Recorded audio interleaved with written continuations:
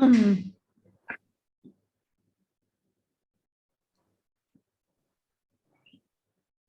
We'll just wait for a bit for people to trickle in.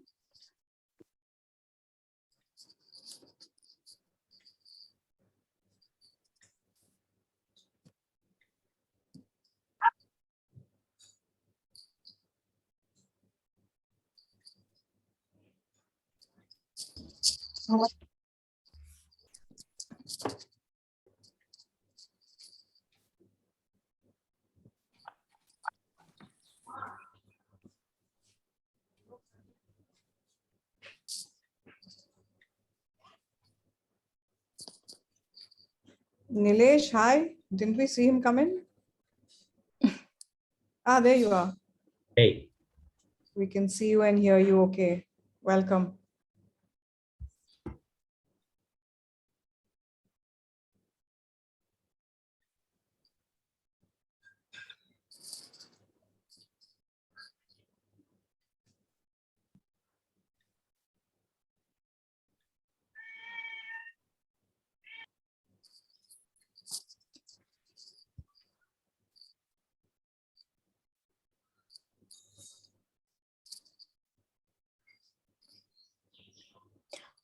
While we wait, I have a poll for you.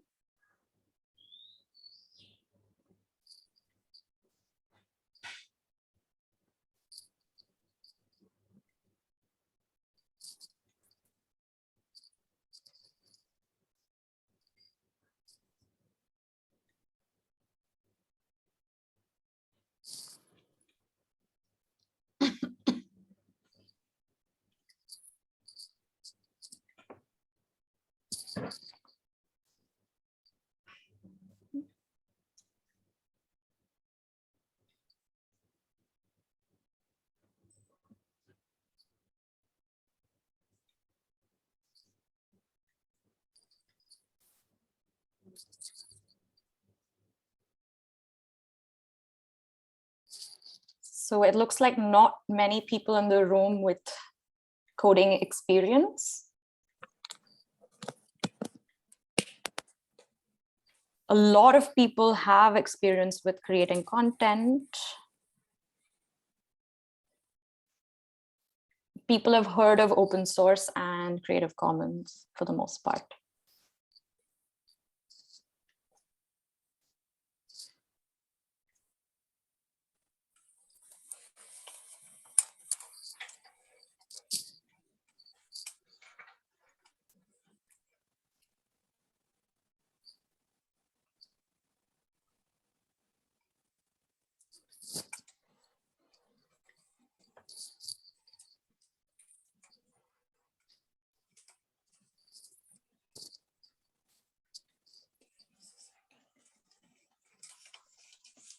So with that, congratulations to all the grantees from the round one.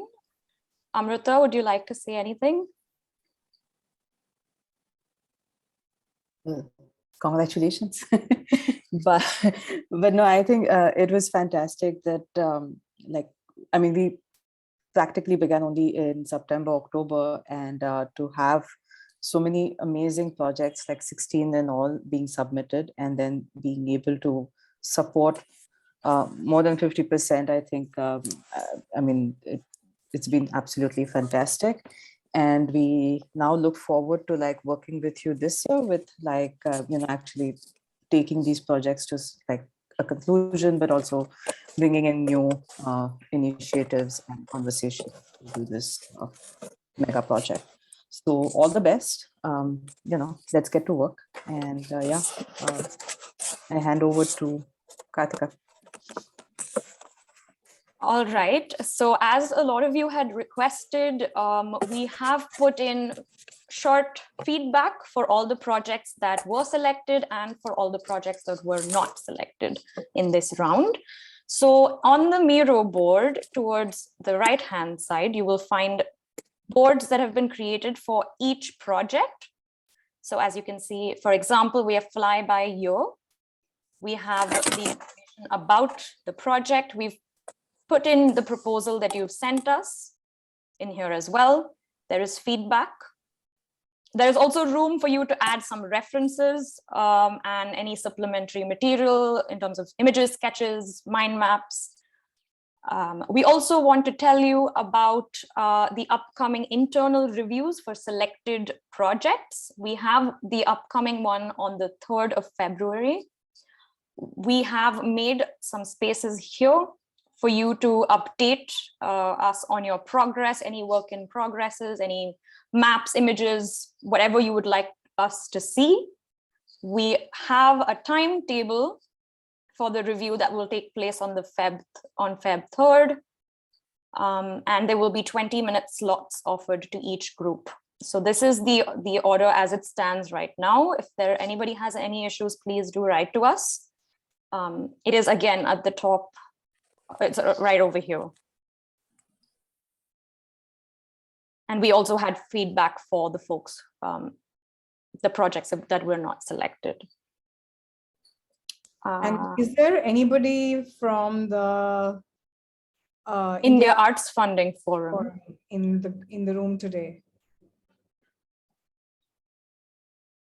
Anybody? Yes, I'm here from India Arts Funding. Hi, Varun. So we were wondering, Varun, if you could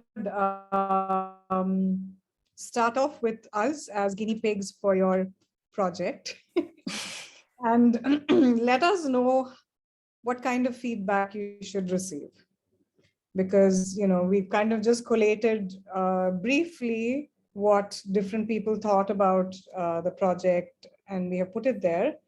But it would be really nice to know for even the second round, what are the categories of feedback one should look at. So since we have the amazing wisdom within the room, we decided we should ask you about this first. So yes, what kind of feedback would you benefit most from as a project that is applying to a program? It would be nice to hear from you on that. As well. Yeah, we'll get something going, but it would be lovely for you guys to plug in as well.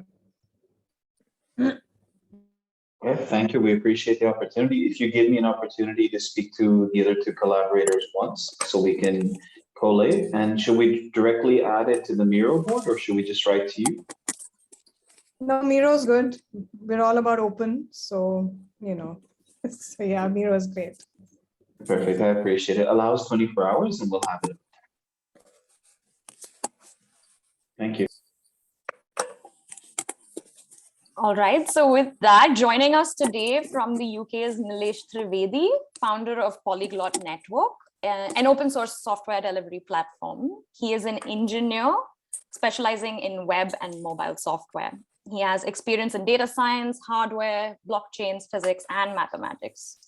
And his latest open source project is learnawesome.org. So Nilesh will be taking us through some open source tools, followed by a Q&A moderated by our very own C-Cube member, Ojasvi Gupta. Ojasvi is also one of the recipients of the C-Cube grant for the project Pooja is calling. We will close the session with a fireside chat between Nilesh and Biju Nair on open source licenses. Biju is the founding partner of Legalitech, a technology law-focused law firm. And he represents global patent non-aggression communities such as Open Invention Network and License on Transfer Network in India. So thank you so much for joining us today. I will now hand over to Nilesh. Hey, thank you, Kartika. So hello, everyone. It's morning here for me. I must be late for you, many of you. So I'll present my screen. I have a few tools to share that might be useful to some of you. And the team here has shared some context about the kind of projects that you're working on. So I hope they turn out useful, but I'll also be happy to answer questions very specific to your projects. So being in open source for 20 plus years has given me a good amount of sort of knowledge and just some of the understanding that I can help you with.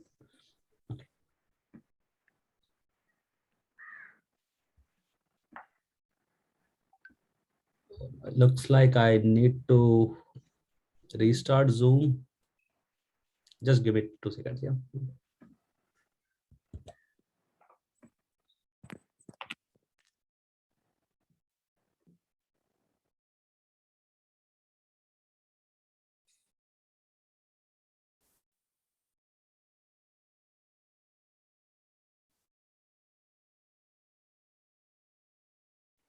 In the meantime, if anyone has any questions, please feel free to put them in the chat, and we will come to them during the Q&A.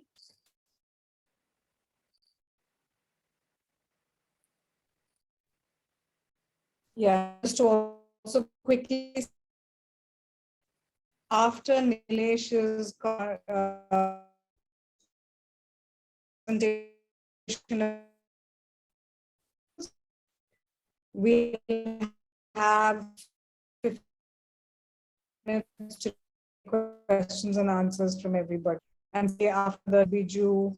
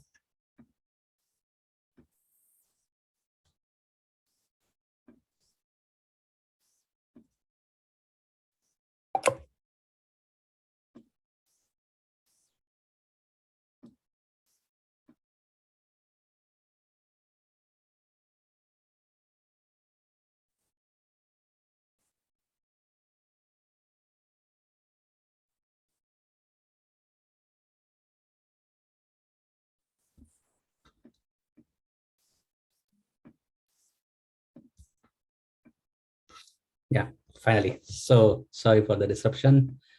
Hope you can see my screen now. Kartika, can you confirm? Yes, we can Okay. see your screen. Okay.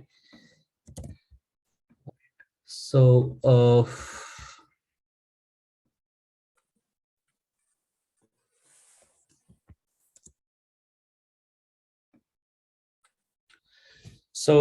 yeah, a few things about me. I am Nilesh Trivedi. I started programming since year 1999.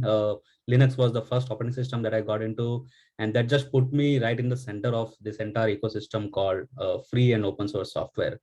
So over 23 years, I've built my skills, built my career, companies, products, and relationships, like made lifelong friends in this community. Currently, one of the projects that I'm working on is called Polyglot Network, and the idea is to make open source software sustainable by finding the right models. And yeah, my social handle is Nilesh Trivedi. So one of the first categories that I thought would be relevant for this audience is interactive art. The coding for me is more than just a tool for building, let's say, machines, right? It's a way to express ideas that users can play with. And this is unique to coding, right? Every other art medium, you could take painting, you could take music, you could take writing. They are passive in the sense that the art and the medium, they don't engage with each other, right? So I want to show you an example of what an interactive art piece could look like, and then I'll share some of the tools, right? So here is a interactive that the person called Nikki Case has built, and this is a small simulation that shows how groups interconnect with each other and how the interconnectedness of the groups decides how, let's say, bad ideas or good ideas will spread to each other. So as it says, if there are too few connections, the idea cannot spread, and that's something that we want to discourage. But at the same time, if the group is too highly connected to each other, you get something like groupthink, right? New ideas struggle for survival, right? And this is an interactive art because as a user, you can simply draw the connection and you can see how much interconnectedness is exactly ideal for ideas to spread, right? So here the idea was able to spread here, but it did not reach this subnetwork, right? So it's a commentary on sociology, how ideas spread, how memes spread, and ideas can be good ideas, bad ideas, but you can really get a feel for it, and you don't have to study network science in a college curriculum, right? This is what I mean by interactive art. So some of the famous tools which are very easy to use actually are creative coding environments like MIT Scratch. So MIT Scratch is very popular. It has a very active community, and you can build stories, interactives, games, and it's so easy to use that even a child can do it, right? So you can go and explore some of these projects that people have been building. And when it comes to creating, it's just a block-based environment. So you drag things and one after another, and the system behaves, and then you're able to control the behavior. And at the same time, you can put in user interactivity as well. Similarly, there is Berkeley has a different or sort of more advanced version of this. Their programming language is called Snap.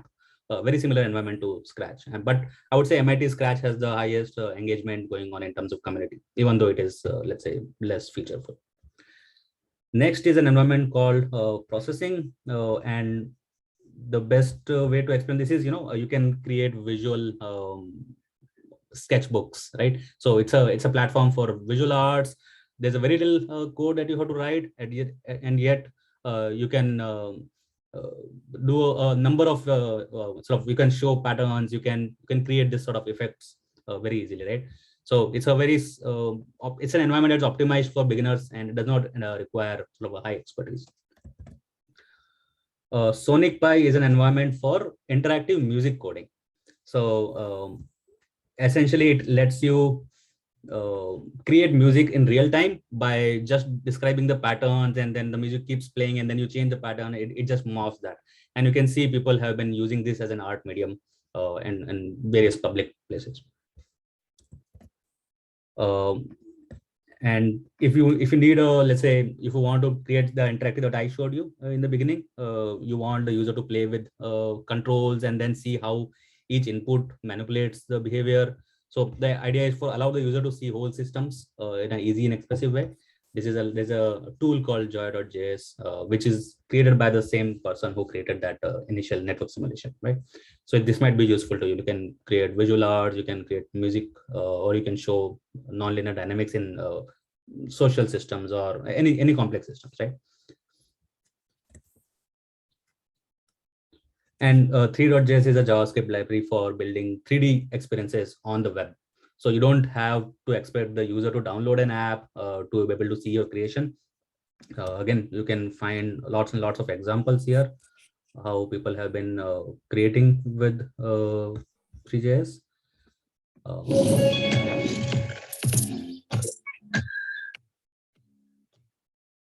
So that was the first category that I thought was could be relevant to you. And again, there are a number of tools besides this list. These are just starting points in case somebody might find them useful. When it comes to community and resources, typically open source has been programmers heavy. We have lagged the participation by designers, writers, creators like visual creators. But yeah, we always hope, and in the sense that there has always been sort of a subculture of people who are participating in both. So one of the platform is called LibreArts, and you will find resources and tutorials and showcases examples of animation, game development, painting, video. You'll find lots of resources here, how to do vector graphics in Inkscape. There are showcases that you can. Then there is a project by WordPress, which allows you to sort of find existing resources to use, which are free and open for you to reuse, right? So this could be photographs, it could be audio files. You can search for content, and then it just gives you a royalty-free license, right? And of course, there could be a Creative Commons license. Again, Biju and I will talk about. It has variants in terms of what the creators are allowed you to do. So, for example, some creator might not have allowed you to do commercial usage, but the idea is there is a search engine which is dedicated for open resources. Similarly, on the Creative Commons website itself, you'll find a search engine that can find images or resources that people have deliberately opened for their license for public users, right? So you can go. This search engine will search images on Flickr which are open license. It will find YouTube videos which are okay for you to download and remix and edit. So that's the community and resources category. If Kartika, do you think we should take questions if there are any? Ojasvi, I can call Ojasvi up. Although, are you Yep. done, Krish, or? No, I have a few more categories to explore, but I'll move quickly through them. Yeah. Yeah, maybe you finish up and then, we can have a general discussion. Okay. All right. So let me take a shorter route now. I'll just tell you what problems these tools solve, but you can visit the links. I'll share the slides later. Okay? So let's say when it comes to publishing, people have tended to use Twitter and Medium, which are not open, they are centralized, and you lose essentially control. If you want to own your own, so let's say publishing Medium, you can use WordPress as a blog. There's a Medium equivalent called Write Freely, and there's a Substack equivalent called Ghost. Again, it's a blog, but there's also a subscription module built in.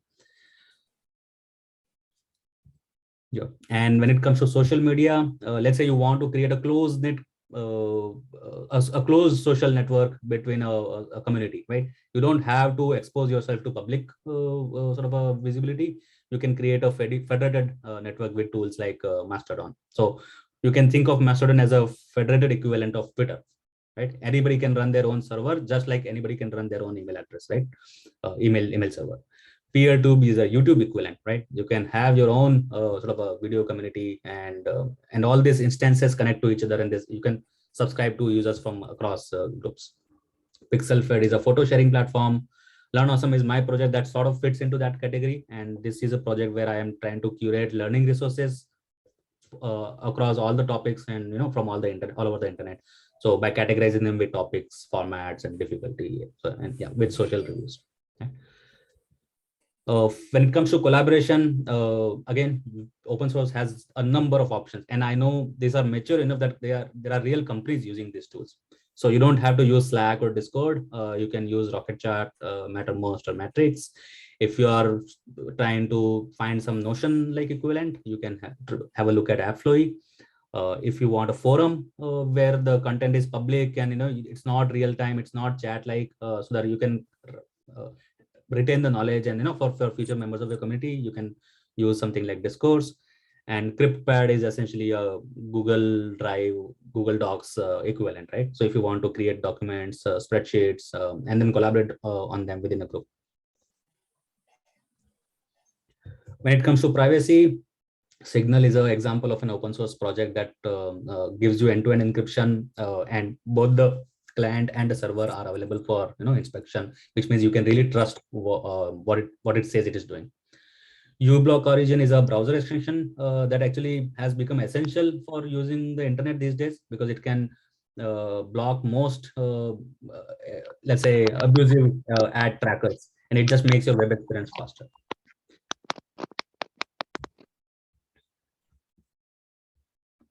When it comes to building something, there's a movement called no code, and the idea is to build a platform where people can sort of configure the forms and configure their domain model without writing a line of code, right?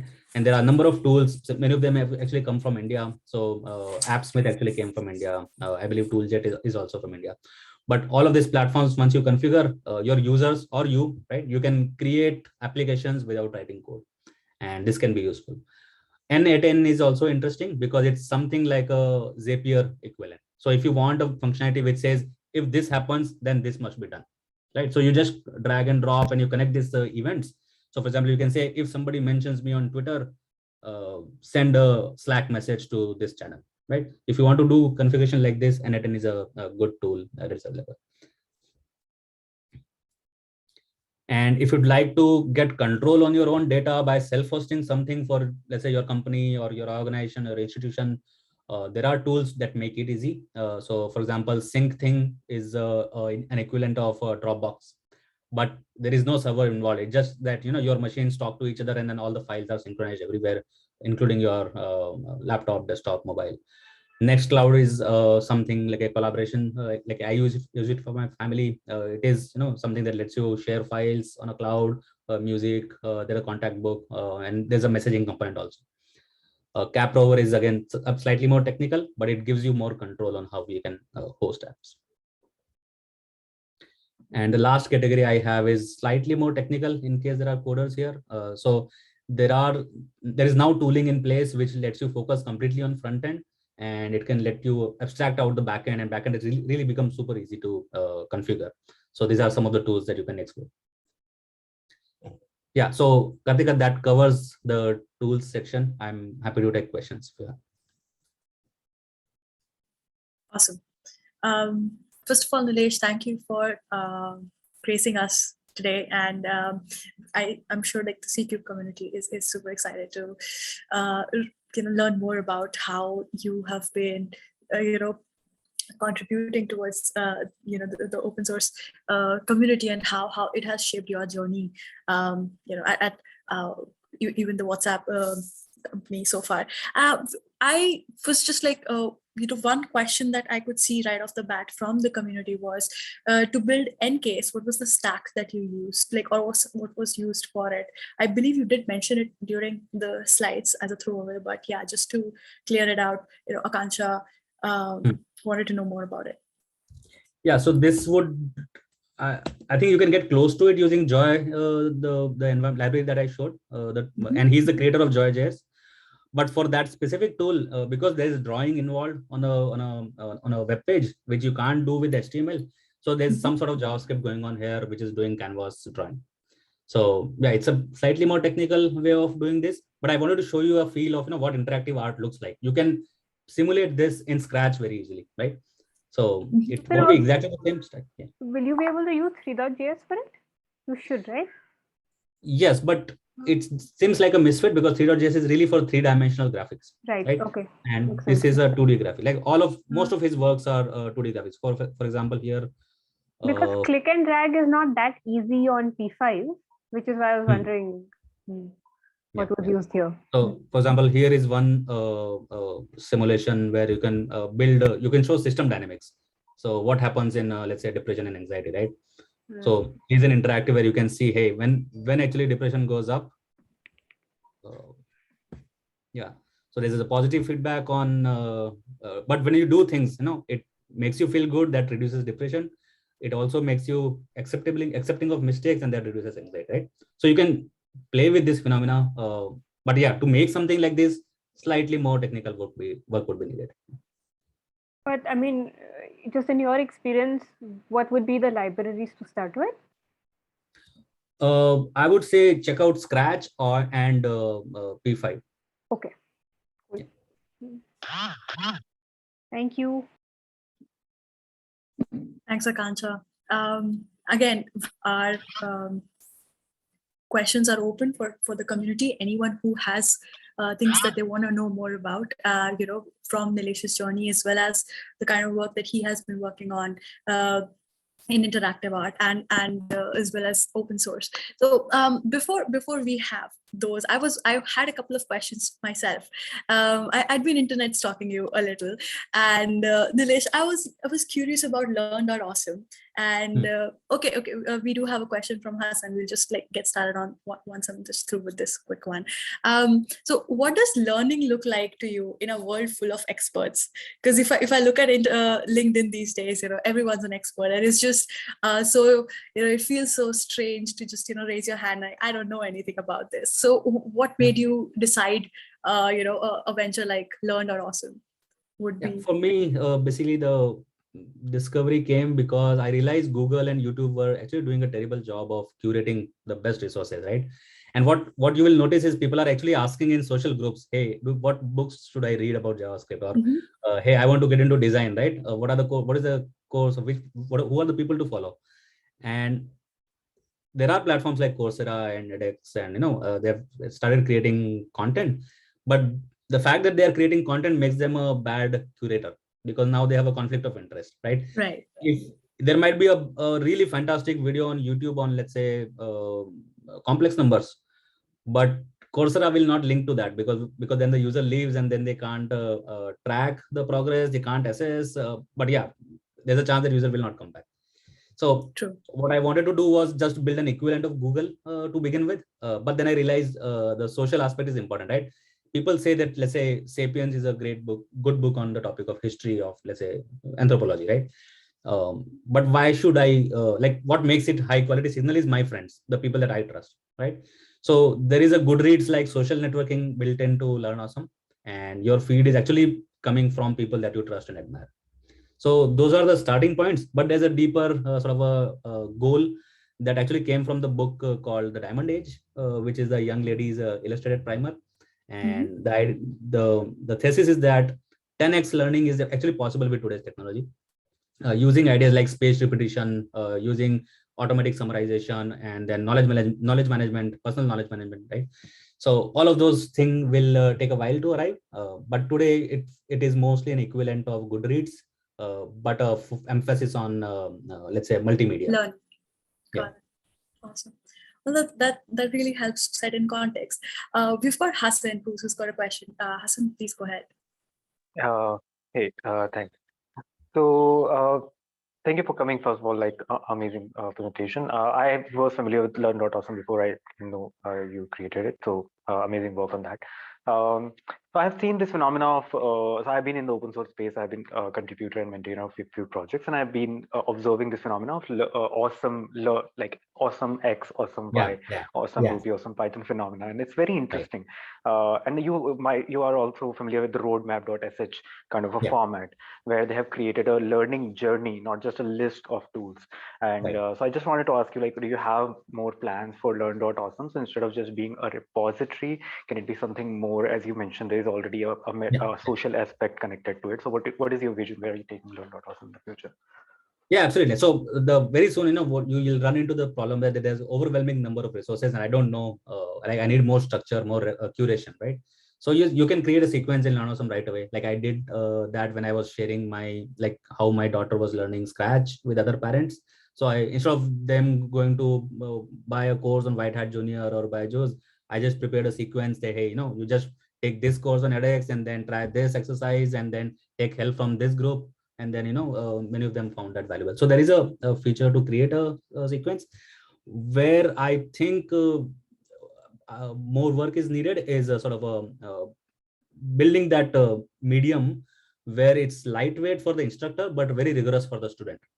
So what happens is, if you make a platform like Zoom, where the instructor has to come and take classes and record videos, it just becomes a high cost phenomenon. And then you get places like Byju's and Unacademy, right? Or Upgrade. What can be done actually is a format where instructor simply curates a sort of a sequence and then assigns challenges at each level, and users are part of each level, and they literally see their peers moving on to the next level, so they lose access to the chat room, right? And that sort of creates a drive and a pressure, to keep progressing. So I think format innovation like that can actually help. So those are some of the things that I'm currently trying. Awesome. Well, again, C-Cubers, we are here. Just let us know of your questions. You can just drop by them in the chat or raise your hands. Both work. In the meanwhile, I have a bunch of questions. So Nilesh, if that's all right, I'll just go ahead. Yeah. So I was looking at some of your projects, and a lot of them dealt with learning and building a community around it. So I was wondering, when you look at, in essence, a community of people who create or people who have a bunch of knowledge, how do you bring out the best of them? How do you bring out the good side of helping other people? Because we're all crafts by nature. Like that's my understanding of it. So what kind of methods, good patterns that you've employed or seen in implementation that have worked in this space? So I've seen one very good example of this at work. We essentially built a thanks tool in all of our tooling, right? And that's the benefit open source can give you, right? Because everything is in your control and you can really add things and remove things as you please. So in your chat, in your documents, in your email, anywhere you can say #thanks this person for this, right? And it just builds that culture of gratitude, and all those aspects that, hey, I really appreciate what you did here, right? And there's a tool that where all of these are collated, and then automatically you can really see how engaging they have been or how helpful they have been to the people, to the community, right? And right. for because it was a workplace, it actually goes and gets incorporated in the performance appraisal, right? So, but that was a very fantastic way of just making it super easy to express gratitude, express like building that community culture. So that can be a really good model. And open source, like should make it easier than otherwise, because if you're using Slack here and Zoom there and Discord somewhere, it just becomes too hard to add anything of your own. Yeah. I totally agree with that. On that note, I mean, my next question precisely happens to be around incentivization. But before that, we've got Pritha. Pritha, would you like to ask the question yourself, or should I just relay it for you? Yeah, no, hi, thanks so much. So thank you for the wonderful talk so far. It has been very interesting to learn about these tools that you shared. So I wanted to ask, is there any open source community that, builds a circular economy like framework when it comes to equipment use, like smart devices, I mean, phones, computers, etc., where you can really contribute in kind, exchange, or yeah. Okay. I'm not aware of anything like off the top of my head. Would like to understand this a bit more as well. So is it something like a marketplace for used goods is what you mentioned? Or not a marketplace, because again, it is like you are sort of, it's like give a book, I mean, take a book, give a book kind of, system. Yeah. Yeah. So I've seen a little library project, not in India, but elsewhere. So people simply put up a small box outside their home, and then they put books there, and then there's a honor culture. Right. If you pick up a book, you leave a book at some point. So yeah, something like that it's a for gift culture. Yeah. Something like that for equipment or more other kinds of things. Does that exist? I have not seen one so far. Okay. Thank you so much. Thank you, Pritha. I mean, I think people are trying to understand, like Anushka and Banamala have also tried to communicate it, like what we were trying to say, which is great. We are loving the engagement. And again, guys, if you have questions, like we're right here. When you mentioned, have an honor culture, when we look at work that a lot of developers, a lot of open source community that has put out, there's a general culture of, can I just see your code? Is this expectation of, because it's open source, just I just want access to it right away, or there's this whole culture of I don't really need to acknowledge that person. How do you work around this? How have you seen the open source community work around this over the years? Yeah, I mean, open source actually, in the software industry, right? Open source actually had such a huge effect that it has sort of become the norm, right? All like while there's a business part of it which keeps the core code private, but all the toolings that is used to build this projects and applications are open source, right? Every single programming language that I know is open source. The libraries are open source, right? And what happened was, because everybody sort of had to their own itches to scratch, they say, hey, I ran into this problem, I fixed it, here's my fix, right? But that just giving back, just becomes improves the software for everybody, and that makes it rapidly innovating piece of software. That's why Linux has won on the server. We have, like, Linux has not done a great job of designing the user interfaces, because traditionally visual arts and graphic design people, they have not been part of this community, so that's where it suffers. You can see the difference when user experience when you try out Mac OS versus Linux, right? But when it comes to software, the benefits were really too strong, and therefore it became a norm to sort of share, because what I share, I end up getting 10x more, right? True. So what do you think about these recent, like I do see a lot of GitHub profiles have like a buy me a coffee or a PayPal me sort of a thing. So what do you think about those kind of efforts in incentivization, or just the organizational culture of paying back? Yeah. How do you build that? So GitHub has its own sponsorship program. So both individuals and organizations can donate to projects as well as individuals. At least when it comes to like software part of open source, right? I think this is a flawed approach, because the benefits of open source are actually being taken by corporations. So any funding model has to come where we figure out how can corporate support open source. Like a project like Django or Rails or React, if they are being used by corporates, it's not it's flawed to say individuals will support this project, right?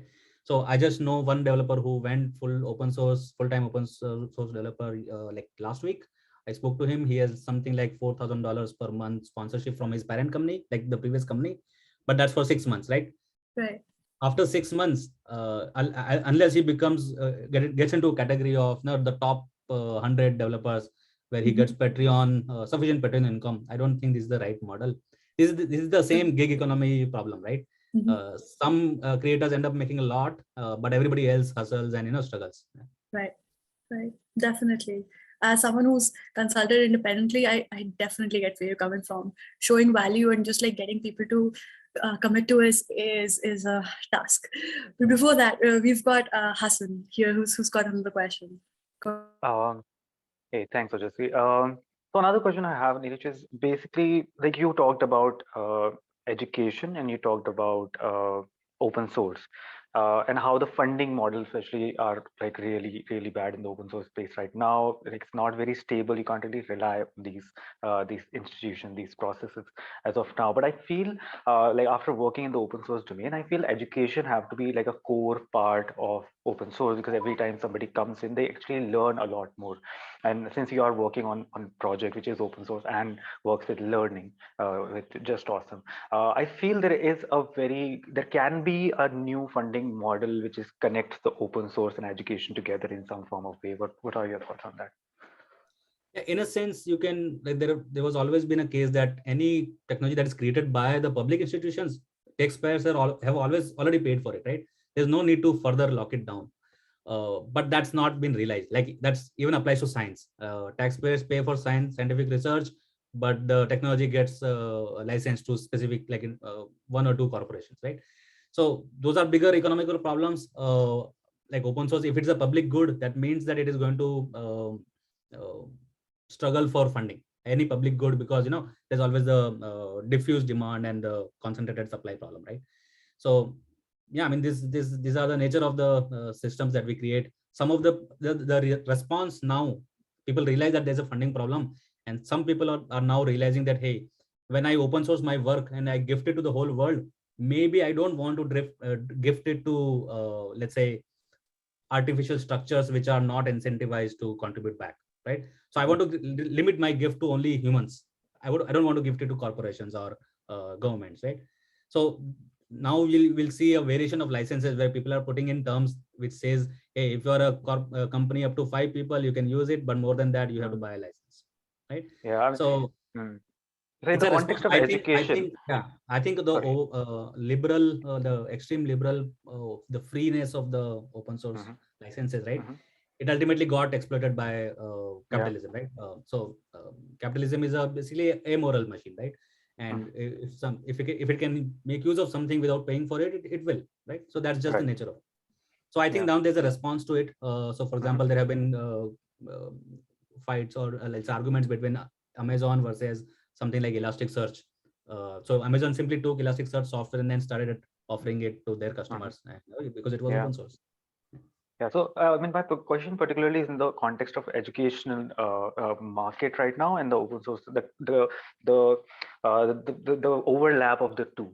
So, for example, one of the projects I've seen which is very interesting is the developer of the Request Python library, who also does Twitch streams when he actually writes code. And to me, that's a very good learning experience when I saw him, like creating the software. And since it's open source already, so it doesn't really have any of the copyright or any of the licensing issues. So he can actually share the process while he's creating. Like, you're free to, ask him questions. Why did you choose this particular pattern? And I feel that it can be a good educational side into these open source spaces where people can actually go and learn into these open communities, and maybe that can be funded somehow, and it can be like done into a funding model somehow in the future. I mean, to some extent, yes, because that availability of knowledge, it just helps you in terms of sense, right? There's a research which says that if your paper is published on Sci-Hub, or if your book is available in LibGen, it tends to get cited more, right? So there are benefits of sharing your work, right? And I can see how it can fit it with the education also. Sure. Right. Hassan, does that answer your question? Yeah, makes sense. Yeah, thank you.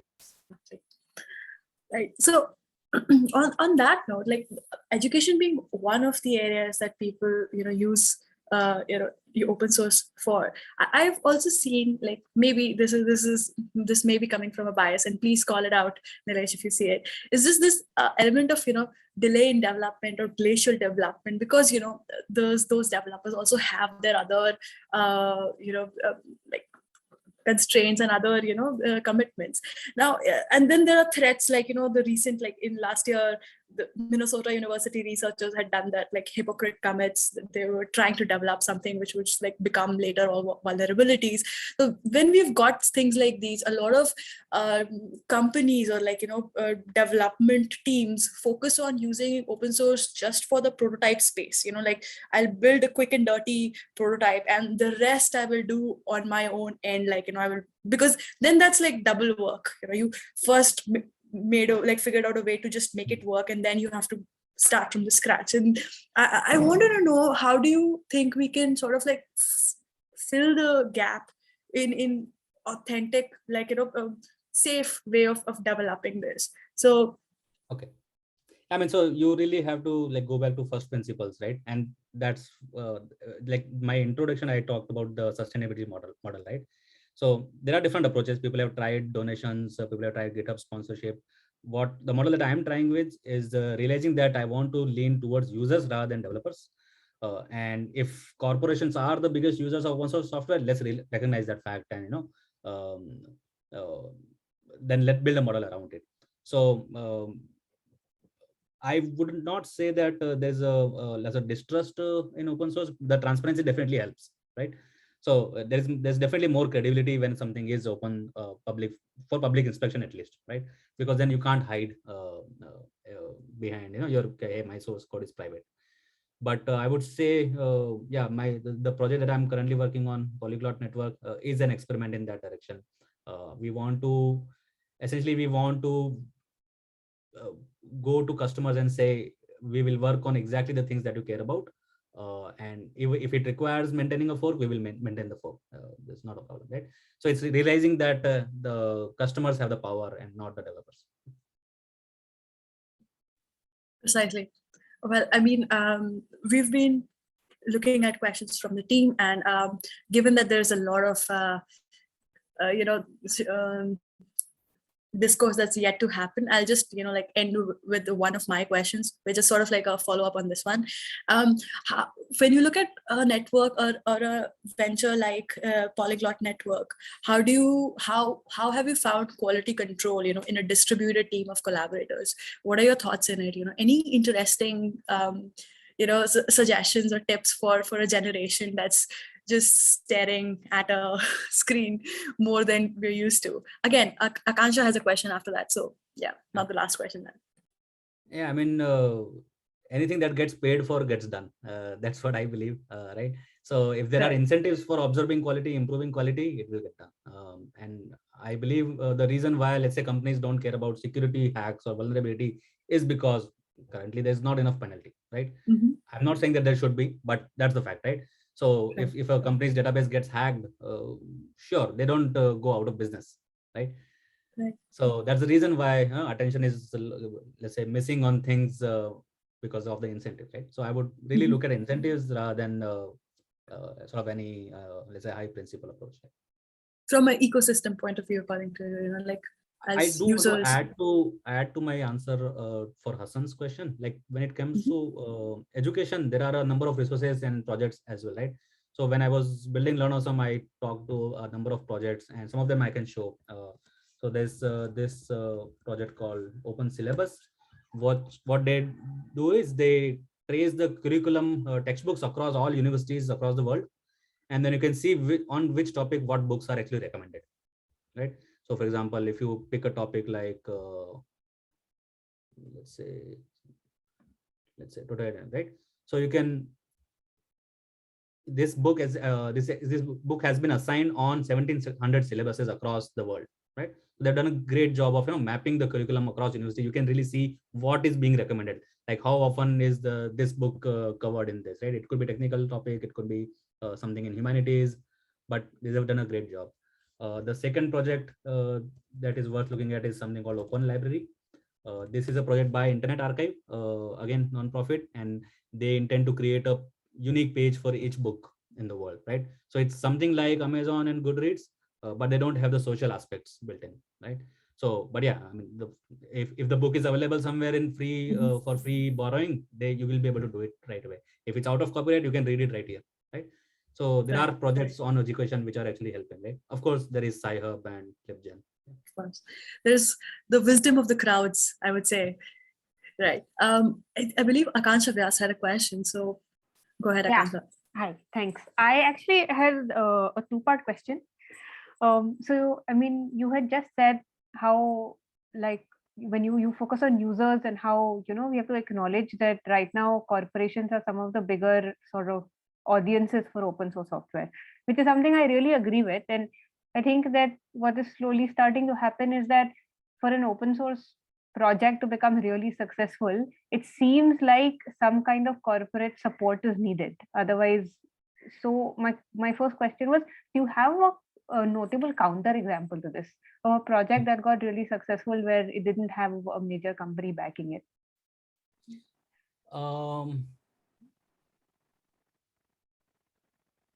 It's hard to pinpoint because let's take Signal as an example. Okay, Signal is a messaging app competitor to WhatsApp, right? Yeah. The reason it is it has the, let's say, whatever millions of users it has, because WhatsApp founder actually donated $50 million to it. Correct. And that, building consumer apps has become expensive, right? It takes investment, and volunteers rarely get to that level. Like Firefox is not able to keep up with Chrome.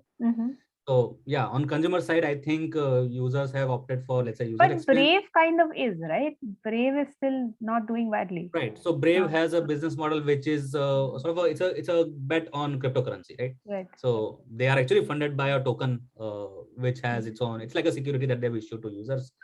I would not say it is successful yet, because it is actually taking Chrome's code and then simply adding some customizations, right? So it's not a great example of a high quality project done completely in the interest of users. My second question was, what is your opinion on Google Summer of Code? Summer of Code. Yeah, I think it has been good so far. So they work with existing open source projects.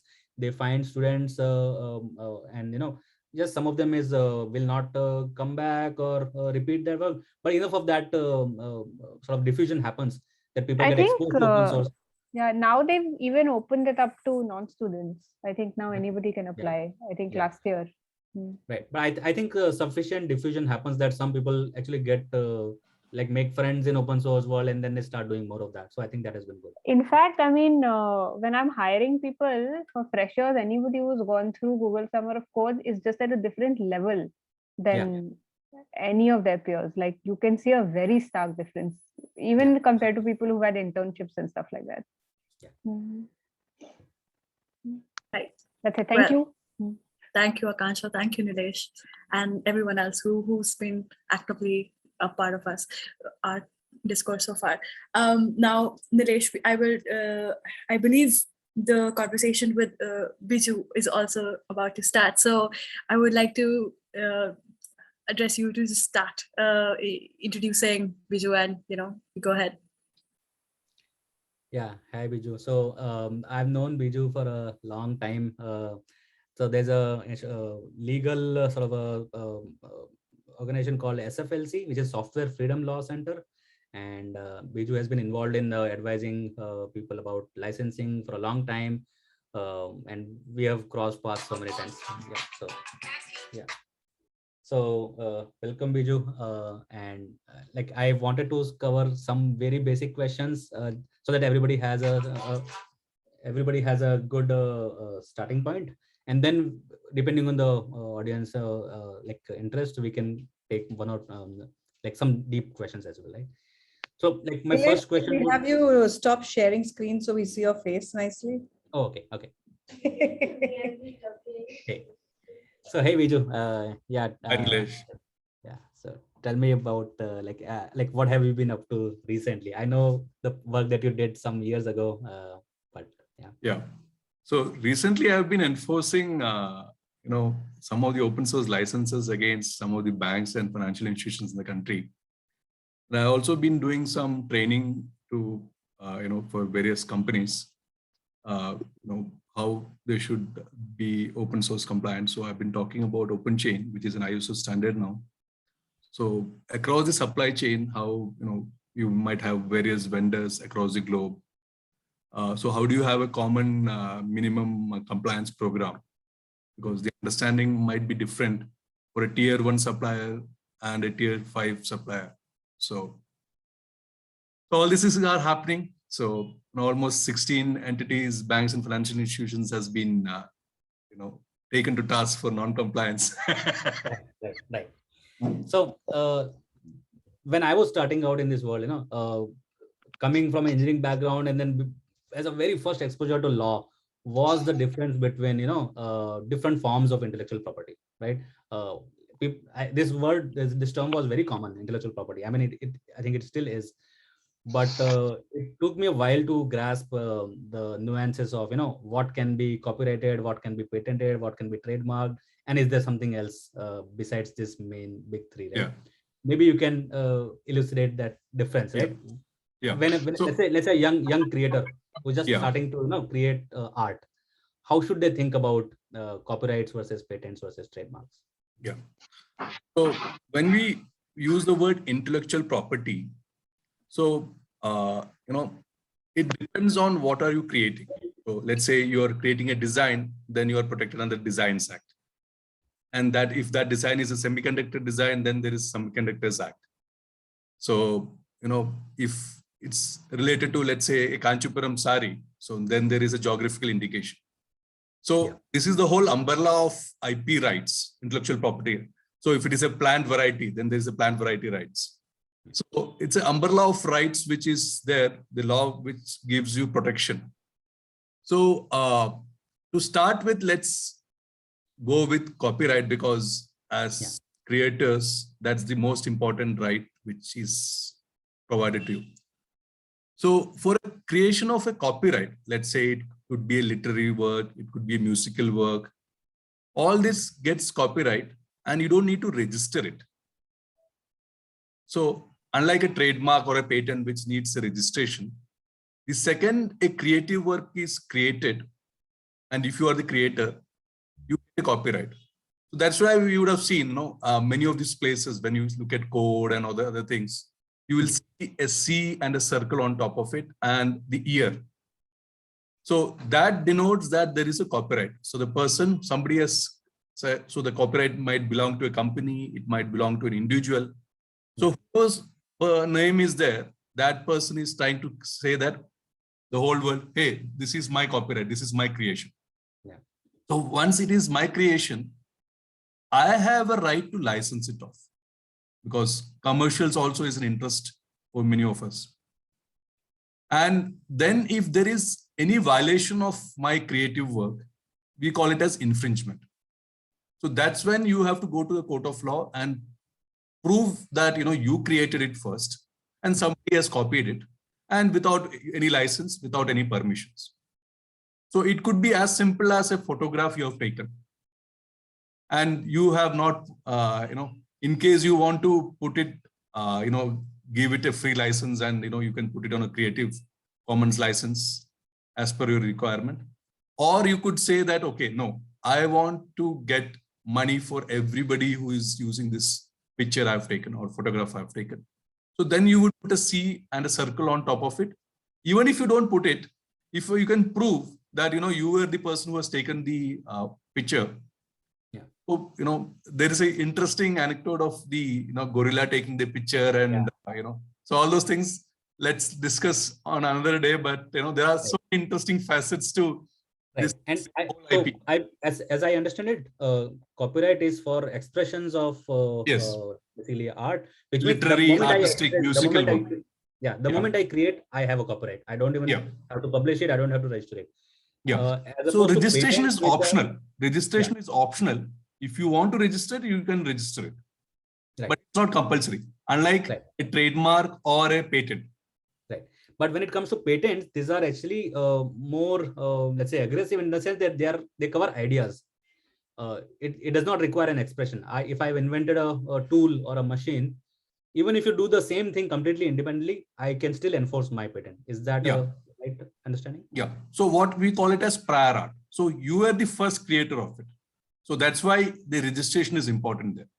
So let's say Nilesh has done something and it completes the requirement of novelty.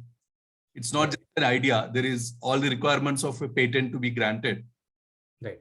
Then you get a patent, you apply for a patent, you get it, and then you get a monopoly from the government. So let's say you have filed for a patent with the Indian Patent Office, you get a monopoly for 20 years in India. So nobody else, I can't use that technology unless I license it from you, or I pay you, royalty for usage. Right. I can't use it in this country, Right. but I can do it in another country. Right. So more broadly, patents cover inventions and not just creative expressions, right? So you can't patent a song or a book or a movie. Yeah. So for that, there is copyright. Yeah. Okay. From what I've read about the history of copyright, it used to be something like 14 years, and the original motivation was something else. But now it's lifetime of author plus 70 years. 60 years. Generally, it is 60 years, lifetime of the author plus 60 years. So what does that mean? What does that mean for the creator as well as the society? Yeah. So let's say I created something, let's say a musical song or something. So my lifetime plus 60 years is what you get a copyright protection in the country. So in the meantime, if somebody wants to use it, that's why you would have seen all this. Previously, you used to see all marriages or public functions. There used to be songs which used to be played. Yeah. Now you don't find those. And if you find those, the owner of there is entities like Indian Public Rights, IPRS and others who will take you to court and make you pay for those of those songs which is played. So then why, what problem was there with copyright which needed a reaction or a response like open source movement? Yeah. So it is the same thing. Yeah, because the creators work was not being respected. It was being misused. Like, let's say you go to a club and they are playing that music which was your creation and they have not paid you. It's the same way corporates utilizing your open source work and putting it in their fences inside their framework, so that making it close source. Yeah, close source it, so that you are not given the due for your work. Okay. So the creator is at the center of it, and the copyright or the IP law protects those creators. So it, as I said, it could be any creation. It could be a plant, it could be a semiconductor, it could be anything. Mm-hmm. So the IP law broadly try to protect you from the creator. So it could be innovator, then he gets a patent if he fulfills all those requirements. Okay. So let's say as a creator, maybe I have a software interactive art creation, which is essentially software, or I have written something, I've let's say created music, and I want to think about licensing. Let's say I want to share, right? I want to allow remixing of my work. And that was I believe the motivation for hey, I want to be generous, I want to gift it to my friends, and yeah, I don't even mind if it's the whole world.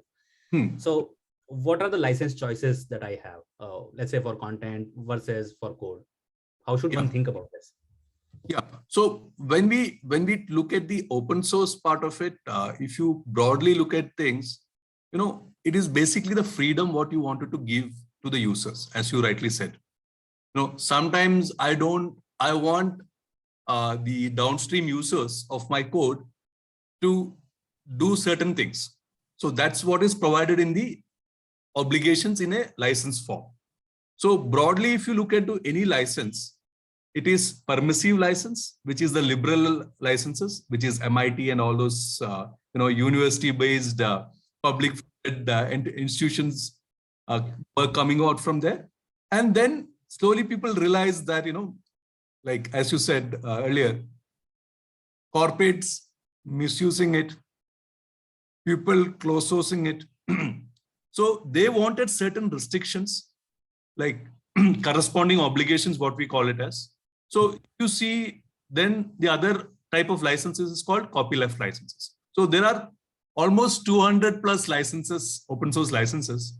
So if you broadly see, either it is a copyleft licenses, which are more restrictive in form, or the general licenses like MIT, which is very liberal. So, the whole ecosystem went through various phases. Like if you see the GPL 1, 2, and 3, once the software industry, developed, and they saw that people are using the internet, there is internal usage, then there's external users. Then, licenses like GPL 3 came into being. Then also, if you look at the history, there were some more restrictions they wanted to put in because, as you rightly said, there are been close sourcing by corporates. So to avoid all those things, and in some cases, you would also see a dual license. Yeah. So that's very interesting because the recent enforcement I did. So the product it's a library. It's basically used for PDF generation. Okay. So people misunderstood it that it is an open source thing. So they did not look into the license. So it was dual licensed. So if you are releasing the source code, it was under AGPL license. So if you're releasing the source code, then you can use it free of cost. But if you can't release the source code, which banks and financial institutions cannot do, then you have to take the commercial license. Right. So if you look at the background of this project, that also answers, how you can commercialize. So this developer, when he started this project, he used to be provided in return CDs, some books. That was his commercials which used to be provided. That was a reward which used to be provided. And then slowly what he realized was there is no money he's making. Right. And it's a lot of work he's putting in. And then he changed the license to AGPL, which is a dual license. So if you can't release the source code, then you have to take the commercial license. So there is money made. Yeah, I think Ojasvi has a question. Ojasvi. Yeah. Hi, Biju. Hi, Nilesh again. So I remember reading about IV theft, and because of the conversation so far, one thing that I remember is this Google engineer, Anthony Lewandowski, who, because he, while working on the driverless car, when he left with trade secrets to Uber, who had promised that, we'll deal with shit, you just come to us with the stuff. And then, he was left high and dry because Uber was like, oh, Google sued me. Now I don't really, I don't want to support you anymore. This is all you. Now, how do creators, or developers in a space like that, when they have been promised a certain set of, security or what do you call it? Like protection in some way, and then because what they're doing is not necessarily correct. So I guess A, don't do it, but B, what do you do if you are in a situation like that? Yeah. So if you see copyright law across the globe, fair users are always respected. The exception to copyright law is fair use. So for example, I have taken a news article and I have used it for teaching, and I'm not taking any money as commercials from my teaching. So I would come under the fair use exception. But if I've used it for a commercial purpose, then I don't get that exception. Okay. So fair use is widely recognized across jurisdictions, whether India, US, UK. But second, you can't show like in this case, what you have described, there is no fair use. It is basically, when you're working for X company or Y company, the work you have created there is the IP of that company. So the salary you get is, or the compensation you get is for the work, and the IP rests with that company. So the very fact that Uber said that it's itself illegal, because if I am working for X company and I during those work hours I created something using their resources, then the IP rests with that entity. Right. So just wanted to point out, GitHub runs a site called choosealicense.com, which actually explains in a sort of high level, without going into very technical legal details, what you care about and what license is appropriate for that. So for example, certain software use this, certain software use MIT license. If you're making a library, maybe you should go with MIT or LGPL. There is for creative works, not software. Creative Commons has sort of a family of licenses where you can really choose three. You can make three decisions. Do you want to allow derivative works or not? Do you want to allow commercial or work or not? Right, and then you can get a license. And then one example I wanted to show was, as like Biju was talking about, there is a sort of a pushback for the exploitation that came with when a license is too liberal, right? So there are people who are saying, hey, my license is not available to you if you are a capitalistic company, and they have a definition for it, right? So here it means that it is not available to organizations which don't have ownership with the employees, right? So yeah, for everybody else, individuals, let's say non-profits, but they've added an exception for military. So people can just have their preferences, but there's a spectrum of choices when it comes to licensing. Awesome. Thank you. Thank you both of you.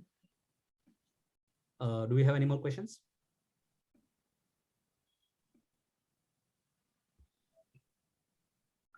I do believe Akansha in the chat had a question for you. It's a little Anushka Trivedi, sorry, my bad. Anushka Trivedi. Hi, yes. Yeah. Yeah, so I just had like a slightly technical question about tools for making websites that are kind of like utilizing the idea of direct manipulation, right. In the sense that Brett Vector talks about it in a more like detailed sense. So in my team, we're looking to build something like that, and we're just like looking for examples. And one that I found is Webflow, but it's not first of all open source, and also feels a bit too much for somebody who's not used to those big UIs like Photoshop and other softwares allow. So yeah, if you, I love this question because it is specific to your project. I was expecting more questions like this, right? I'll share one tool which I explored in my previous role. There's a project called Grapes.js. It's a web builder framework, and you can really see it gets close to what Webflow offers, right? So there's an environment, there's a sidebar here where you can manipulate. I would say it is like 30% of feature what Webflow has, but it's a good starting point, right? So if you want to build static pages or emails without writing, without having the users write code, this is just manipulate what you see is what you get, right? Right, so right. This can be a good solution for you. Okay, thank you. Yeah. So you can just remember Grapes.js, and it is also supported by the developer. So he has a sort of a paid business, so you can be sure that it will continue to develop. So for building something like this, like if we're looking to build, what is it that, according to you, what important things that we should keep in mind?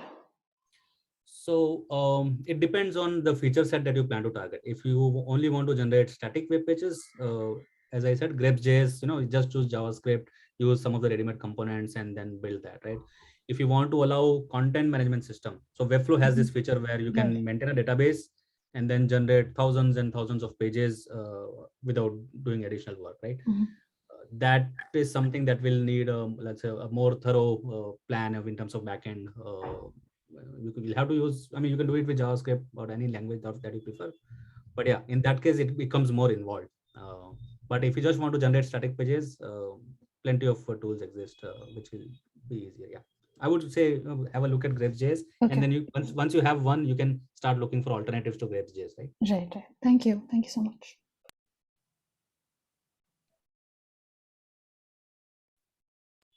I had one more question, if that's all right. Yeah. This is for Biju. I was wondering, I've worked with a fair amount of hardware startups, emerging, seed-based, like very early stage startups.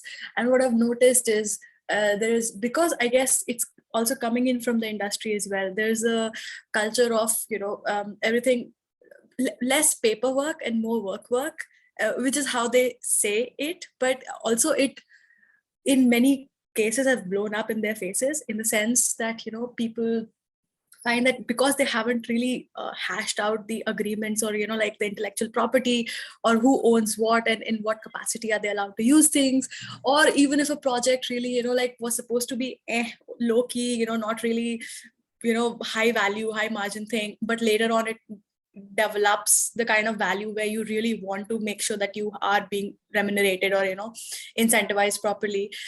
At what stage do you think in the development process, suppose you've skipped this whole like signing things, MOUing and all of that, at what stage can you just really step back and like instill these elements still? At what time does it become too late is the question. It is better to be making this, at least put it in writing. It may not be an agreement, but at least a mail chain, so that because see, human memory, we might forget what we did sometimes 6 months back. So so basically an agreement or an email or a written description is always helpful for us as to act as a guide what we decided. So it could be as simple as between the founders, there was no founders agreement. Best case is Facebook's own example. So this has been faced by this ecosystem for last 50 years plus. So it's always better, because see, law understands only evidence. So you could say something, I could say something. This is what happened on that day, which transpired on that day. So it's always better, even if you can't have a proper agreement, at least a mail chain is there and some documentation is there, so that sometimes memories are revived. What was the amount which was to be paid, or what was the sharing percentage which was decided or agreed upon, is all cleared. So it basically gives a clarity of thought, and like when there are more than one individual, it's always better to have things in writing, and it should be part of the DNA. If tomorrow I have to invest in a company which doesn't have a proper agreement and stuff, as part of the due diligence, financial legal due diligence, we put a red flag over there, and the investment will not come into that company. Yeah. I'll show you That one makes sense. example of this in practice. So for one of my projects, I wanted to have a slightly more restrictive license than typical open source. Now there's a process called copyright assignment, and GitHub has tools to enforce that, right? So this is the project. I added a file which is the terms on which you are granting your license of your work to me, so that I can keep the restrictions intact, right? But the way it works is, if someone sends a pull request here, if they are new to the project for the first time, they have to sign the CLA. So they have to add a comment which says, I have read the CLA document and I hereby sign the CLA, right? And then I merge their changes into my project, right? This is so that I can, because now they really own the copyright for their part, right? And the way I can combine both their work and my work and then still keep it restricted is when they give me that choice. So this is why I sort of added this process where GitHub has this bot which checks whether all the contributors have signed the CLA or not, and then it just happens right there in the pull request. This is just one example of documenting things, making sure that you are not leaving holes which can become disputes later on. Yeah, adding to this, Nilesh, So for example, that contributor was working in, let's say, Mindtree, and if he was writing this piece of code, which he has contributed to your project also, working there. So he doesn't have the copyright to assign it to your company, Correct. Your project. So, yeah. This is also brought out in the book, The Professional by Subrata Bagchi. He talks about, how a hotshot coder was hired by them, and he used the code he has written for the previous company in the new company. So that's a copyright infringement. So it's always better to have, legal agreements like contributor's license agreement. And if you don't have it, later you can't have it. So it's something like, if you miss the bus, you miss the bus. And you face the consequences of that. Yeah, so the CLA should have a statement like something like this. Yeah. This is really your work and not your employer. Yeah. Or something like this. Yeah. Independent work. So you have not worked on this as part of your company work. So these are the things which when contributors working in various establishments, when they contribute code, it should not be, And the other thing is also with CLA is the advantages is that if somebody has contributed something which has a malware or intentionally injected things, all those things you can also make sure, because at least he's putting a self disclaimer that, okay, I have measures to check those pieces of code. Yeah. So I think software is unique in that aspect, right? You don't need a warranty statement on songs and books, right? But you need a warranty statement on software that if it causes a damage, it's not my responsibility. It's free, and I have no liability. So that's why we always say that, when we take pieces of code from various parts of the world, various projects, always go for the latest project, which is updated, which is supported by establishment like Apache Foundation. And also, there are some go for the latest version and all those things, because in outdated versions, I could inject malware and, you are using it, and you can't blame the Apache Foundation for that. So that was what happened in Apache Structs case, where, there were malware injected, and that was an outdated project. And Canadian government, many establishments across the globe face problems. But it was not the problem of Apache Foundation. It was the problem that the people who use those pieces of code were outdated. So it's very important that, where you're taking your piece of code or library and what is the license behind it. So you will understand the intention of the author of the work, that how do he wants to, you to use it. So basically, license is nothing legal. It is more, what are the restrictions, what are the permissions the author wants to give. How he wants you to use it. Whether he wants to put a commercial element to it, he wants to put a patent aspect to it, he wants to put some sort of a restriction. So read, so most of the licenses across the globe has not been written by lawyers. It has been written by coders and developers. With some Let's take more questions about people's specific projects. So that this session is more directly and concretely helpful to them. Yeah. Would really request creators here to come ask questions.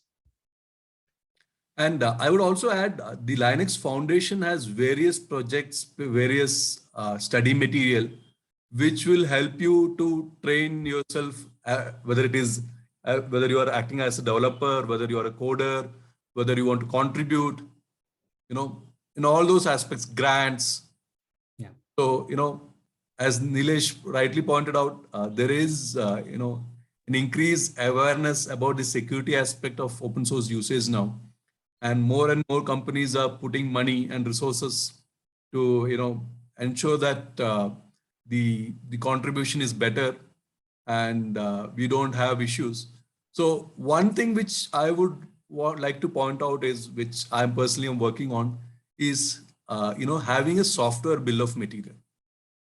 So the US government, through an executive order last year, has made it mandatory. So what is a software bill of material, if you ask me? It's basically the ingredients in your project. So you would have used libraries, binaries, all those things is listed. Which project, which version has been used, all those details. It's basically but to be like software. clear, like in when my previous role was with ClearTax, it's a 120 engineers organization. I don't think we prepared a bill of material. So it's something that will take time to percolate. Yeah. But the beauty of having a software bill of material is, let's say a vulnerability is detected. Yeah. And you can't, it's like finding a needle in the haystack. So it's always better, you know where to look at. So you know which version you had used. Whether I think Hassan is vulnerability. Hi, thanks, Nij. So I have a question for Biju. Yeah. So we are working on, since you said it's specific for the project, and I have so since we were actually thinking about this licensing issue about our project, so what we are working on is a platform which is against cyber crimes and scams and sextortion, which happens through online digital scams mostly. And now the part which we are kind of still thinking about is basically this platform allows you to simulate a scam with people, and then like it's like a sandbox play environment for scam, so that you learn these patterns, you learn what actually happens in a scam. So you when you actually face the real thing, it doesn't really you know what's happening. Now the risk of open sourcing the whole platform is that it will be misused by the people who are actually running the scams to automate the whole process. So we are thinking around this idea of how do we take the platform and deconstruct it into parts, and we can open source the parts maybe, but not the whole platform. And there should be a closed source version of the platform which will be monitored for misuse and all of that, so we can monitor it a little bit. So in this kind of high risk projects, like what would you suggest, like which direction should we take? Yeah. So I got your point. So I think you are looking at something like where there is a closed source part of it, and so some restrictive licenses are there. So as per your requirement, you could you could look into any of those GPL or AGPL versions of licenses. But I think I need to deep dive into the project and see so that I don't miss out on anything. And the other thing which also you should look into is the incompatibility, because sometimes what happens is we might have used a permissive license pieces of code or libraries, and we are patching it up with restrictive licenses like a GPL. So then there is a license conflict there. So that's all the reason why we talk about a software bill of material as basics as that. And there are many open source tools like Forshology is there. There are other tools where you can do all this license checks. So that will help you a lot in the long term, because otherwise you might have to rewrite the pieces of code with a compatible licenses. And the fag end of the day, when the product is going to be released, that's a lot of tension and time and energy wasted. Yeah. So I think like something like as you mentioned in the starting, that we are putting out this piece of software as free of cost open source, but we don't really have any liability for misuse. So we get this project have a lot of possibility for misuse. So we have to be very careful around how do we actually form that contract. Yeah. Thank you. Yeah. We are nearing the end, and I would like to take the time to thank Ojasvi to begin with for holding the space so wonderfully. Thank you so much, Ojasvi. We would like to have the option for more members of our community to come in and moderate the sessions that are going forward. So please, if you are interested, please write to us. We'll also make a space on Miro for you to express your interest, and we can have you on board moderating sessions that come up as well.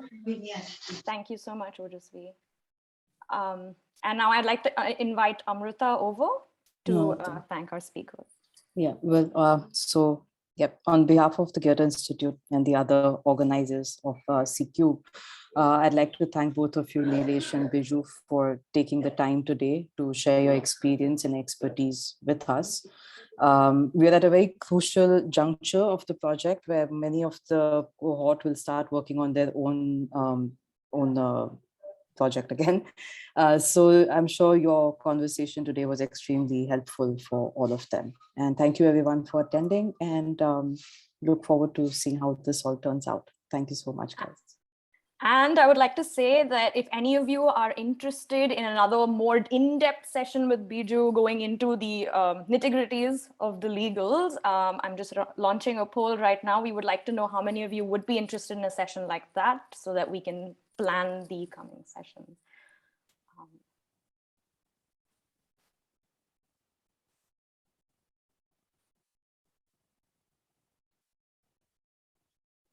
Yes, so a lot of folks are very interested, Biju.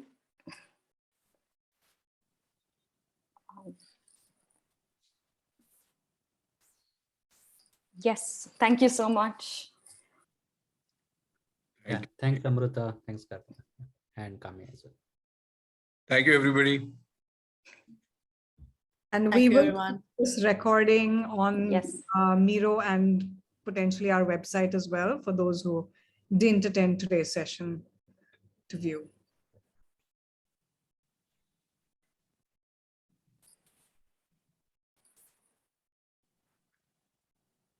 Thank you. Good day. Thank you. Thanks a lot.